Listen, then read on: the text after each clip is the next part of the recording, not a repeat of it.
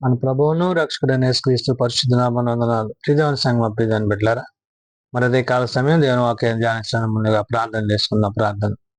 కృపగల తండ్రి, దయగల మహేశ్వరుని బంగారు పాదాలకు లెక్కలేని వందనాలు, స్థుతులు, స్తోత్రములు. గతించిన రాత్రి అంతా నీ రెక్కల చాటును కాచి కాపాడి సంరక్షించిన దేవ. మరి అదే కాల సమయం సజీలు ఎక్కడి నుంచి ప్రార్థించుండగా వాక్యమైన దేవుడు వాక్యం ద్వారా నాతో మాతో మాట్లాడి మీరే మహిమ ఘనత ప్రభావాలు పొందమని యేసునామమున అడుగుచున్నాం తండ్రి. ఆమేన్. ప్రియదేవుని సంగమా ప్రియదేవుని బిడ్డలారా, నేడు పాఠ్యం దేని ఒక భాగము అపోస్తులైన పౌలు తెస్సలోనికీయులకు రాసిన మొదటి పత్రిక 4వ అధ్యాయము 1 నుంచి 5 వచనాలు ధ్యానం చేసుకుందాము. అపోస్తులైన పౌలు తెస్సలోనికీయులకు రాసిన మొదటి పత్రిక 4వ అధ్యాయము 1 నుండి 5 వచనంలో ఈ విధంగా రాయబడినవి. మెట్టుకు సహోదరులారా, మేము ప్రభువైన అయిన యేసు ద్వారా మీకిచ్చిన ఆజ్ఞను మీరు ఎరుగుదురు.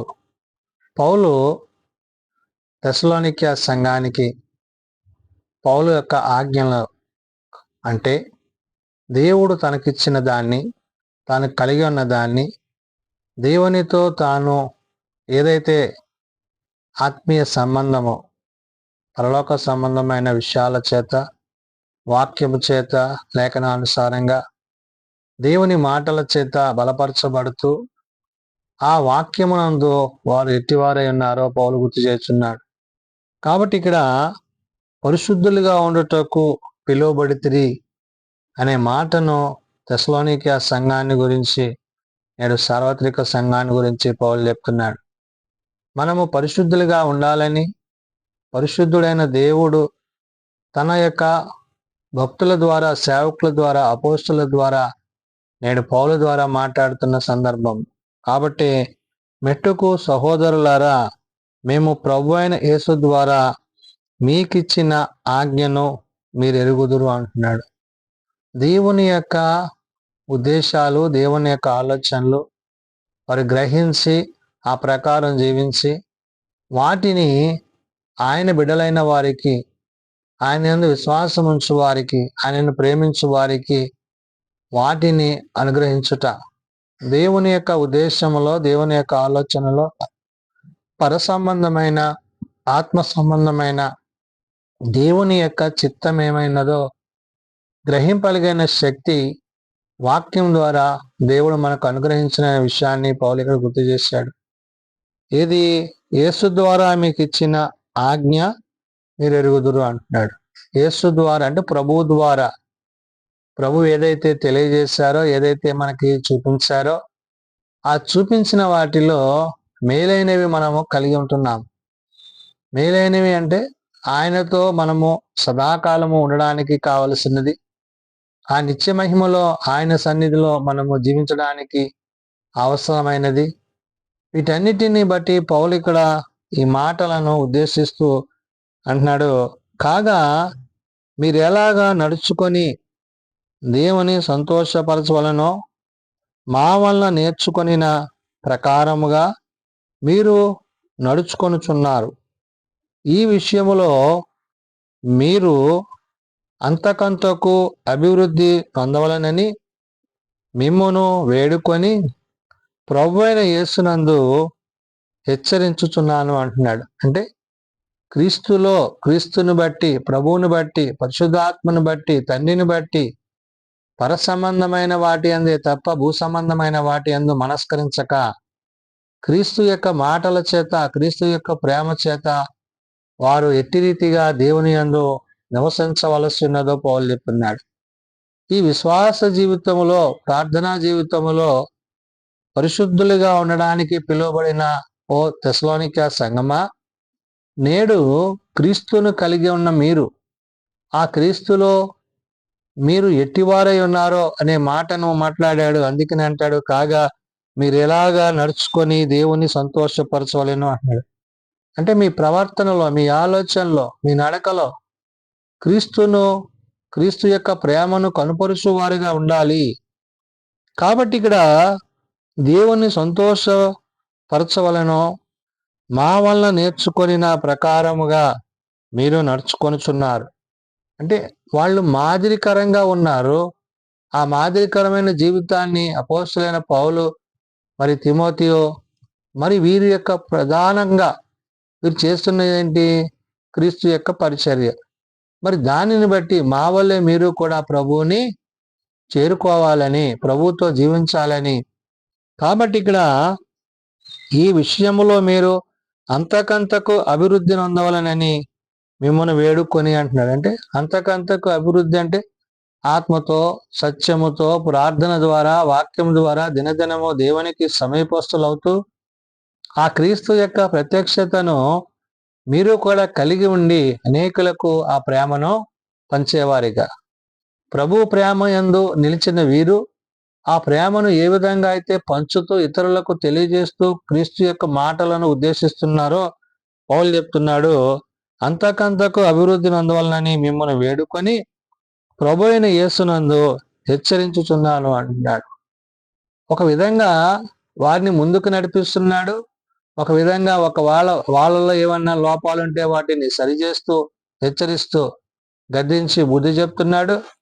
ఇవన్నీ కూడా ప్రభువుని బట్టి, ప్రభు యొక్క మాటను బట్టి, ప్రభు యొక్క ఉద్దేశాన్ని బట్టి అనే విషయాన్ని పౌలు గుర్తు చేశాడు. కాబట్టి అంటాడు, అనగా మీరు జారత్వమునకు దూరముగా ఉండుటయే దేవుని చిత్తము అంటాడు. అంటే శరీర సంబంధమైన, లోక సంబంధమైన, ఇతరమైన ఆలోచనలకు, తలంపులకు చోటియక ప్రభు యొక్క ప్రేమలో, ప్రభు యొక్క ఉద్దేశంలో ఆయన శరీరధారిగా వచ్చి మన కొరకు ఆయన చిందించిన రక్తము, మన కొరకు ఆయన ఇచ్చిన ప్రాణం ఏదైతే ఉందో దానిని బట్టి మీరు ఉండాలి. దానిని మీరు మీలో ప్రతివాడును, అంటే దేవుని యొక్క చిత్తాన్ని, దేవుని యొక్క ఉద్దేశాన్ని ఎవరైతే ఎరిగి గ్రహించి ఆ ప్రకారం జీవిస్తారో మరేమవుతారు? మీరు పరిశుద్ధులగుటయే, అనగా మీరు జారత్వమునకు దూరముగా ఉండుటయే దేవుని చిత్తము అన్నాడు. పరిశుద్ధులగు అంటే ఏంటి? పాపము లేని వారిగా, లోకములో నుండి, పాపము నుండి ప్రత్యేకింపబడ్డ వారిగా, వాక్యము చేత, ఆత్మ చేత నింపబడ్డవారై ఉన్న మిమ్ములను బట్టి అని అంటున్నాడు. మీలో ప్రతివాడును దేవుని ఎరుగునని అన్యజనుల వలె కామాభిలాష యందు కాక పరిశుద్ధత యందును, ఘనత యందును తన తన ఘటములను ఎట్లు కాపాడుకొన వలెనో అది ఎరిగి ఉండటయే దేవుని చిత్తము. ఏ విధంగా మనము దేవుణ్ణి సేవించాలో, ఏ విధంగా ప్రార్థించాలో, ఏ విధంగా ప్రార్థించి ఆయన యొక్క ప్రేమను పొందుకోవాలో చెప్తున్నాడు. అంటే లోకమును, పాపమును, శరీరమును ప్రేమించక వాటిని విసర్జించి క్రీస్తు ప్రేమయందు, క్రీస్తు యొక్క వాక్యమునందు దేవుడు మీకు అనుగ్రహించిన దానిని బట్టి కృపచేత రక్షింపబడ్డ మీరు ఆ కృపకు సాధనాలుగా ఉండాలి అంటున్నాడు. అందుకనే మీలో ప్రతివాడును దేవుని ఎరుగని అన్యజనుల వలె కామాభిలాషల యందు కాక అంటాడు. అంటే శరీర సుఖాలకు మీరు లోబడిపోతే గనక దేవుని చిత్తాన్ని మీరు నెరవేర్చలేరు, కాబట్టి వాటికి దూరంగా ఉండండి అంటున్నాడు. పరిశుద్ధత యందును, ఘనత యందును తన తన ఘటములను ఎట్లు కాపాడుకొనవలెనో అది ఎరిగి ఉండటి ఏ దేవుని చిత్తం అంటున్నాడు. అపవాది శోధించి నిన్ను ఇతరమైన వాటి మీద నీ మనస్సును కేంద్రీకరింపజేసి ఒకవేళ తను నిన్ను పాపమునకు, నాశనానికి నడిపించేవాడై ఉంటాడు. కాబట్టి అపవాదికి చోటి యొక్క ఆత్మయందు దేవుని యొక్క ఉద్దేశాన్ని ఎరుగుచి ఆ దేవుని యొక్క ఉద్దేశములో, ఆయన చిత్తములో మీరేమై ఉన్నారో చెప్తున్నాడు. ఆనాడు తెసలోనికే సంఘానికి, నేడు సార్వత్రిక సంఘానికి పౌలు మాటలో చెప్తున్న విషయం. ఎందుకంటే పరిశుద్ధులుగా ఉండుటకు మనము పిలువబడితేము కాబట్టి, ఆయన పరిశుద్ధుడు కాబట్టి మనమును పరిశుద్ధులై ఉండాలని, ఆయన పాపము లేనివాడు కాబట్టి మనము పాపము లేని వారుగా ఉండాలని, ఆయన నీతిమంతుడు కాబట్టి మనము నీతిమంతులుగా తీర్చబడాలనేదే దేవుని యొక్క చిత్తం అనే విషయాన్ని ఆనాడు తెసలోనికే సంఘానికి, నేడు సార్వత్రిక సంఘానికి పౌలు తెలియజేస్తున్న మాటలు. ప్రార్థన చేసుకుందాం. మమ్మల్ని మిక్కిలిగా ప్రేమించిన మా తండ్రి, కృప కలిగిన దేవ, అవును నాయన, నిన్ను ఎరుగుటయు, నిన్ను కలిగి ఉండుటయు, నీ వలె జీవించుటయు ఎంతో ఉన్నతమైన భాగ్యమని ఎంచి, నిన్ను బట్టి, నీ మాటను బట్టి నాయన ఇహమందు నుండి పరమునకు చేరు మా యొక్క ప్రార్థనలను మీరు ఆలకించి మమ్మల్ని ఆశీర్వదిస్తున్న విధానాన్ని బట్టి వందనాలు.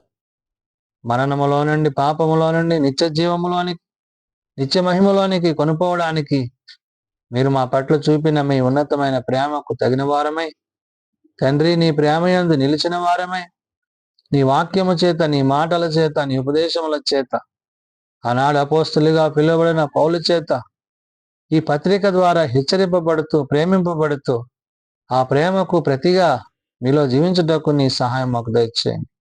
మేము బలహీనం ప్రభావ బలపరచు, మేము రోగులం ప్రభావ స్వస్థపరచు.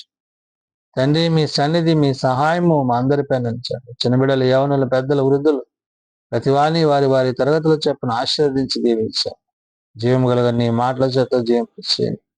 ఎందరైతే నీ యొద్దకు వచ్చేవారో వారందరినీ ప్రేమించి ఆశీర్వదించి దీవించేవారు నాయన. ఇంకాను ఎరుగక తెలియక తమ హృదయాలను కఠినపరుచుకుంటున్న వారితో మీరు మాట్లాడి మారు మనసు పాపక్షమాపణ దయచేయమని, ఎంత గొప్ప రక్షణ నిర్లక్ష్యం వచ్చాయిక నీ ప్రేమ యందు నిలిచి నీ నిత్య మహిమలో జీవించగలిగిన కృప మా అందరికీ దయచేయమని యేసునామం అడుగుచున్నాము తండ్రి, ఆమేన్. పరలోకమందున్న మా తండ్రి, నీ నామం పరిశుద్ధపరచబడగాక, నీ రాజ్యం వచ్చుగాక, నీ చిత్తం పరలోకమందు నెరవేర్చినట్లు భూమి మీద నెరవేరుగాక. మా నిధనాలను మాకు దయచేయము, మరి అపరాధం చేసిన వాడిని మేము క్షమించిన ప్రకారం అపరాధం క్షమించు, శోధనలో దేకాశం తప్పించము. రాజ్యము, శక్తి, మహిమ నిరంతరము నీవే తండ్రి, ఆమేన్. మన పరమ తండ్రి అయిన దేవుని ప్రేమ, ప్రభువైన యేసుక్రీస్తు కృప, పరిశుద్ధాత్మ నిత్య సహాయము నిరంతరము సదా తోడండి సంరక్షించును గాక. ఆమేన్.